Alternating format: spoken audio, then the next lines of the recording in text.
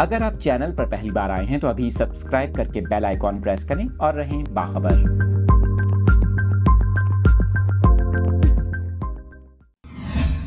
آپ کے ساتھ لیٹسٹ اپڈیٹ شیئر کریں گے۔ بلوچستان کے مختلف شہروں میں موسلا دھار بارش کا سلسلہ جاری ہے، جبکہ طوفانی بارشوں نے ایک بار پھر سیلابی صورتحال پیدا کر دی۔ کوہلو میں مسلسل 9 گھنٹے سے بارش کا سلسلہ جاری ہے، جس کے باعث ندی نالوں میں طغیانی آ گئی ہے، جبکہ شہر میں بجلی کی سپلائی بھی معطل ہو گئی۔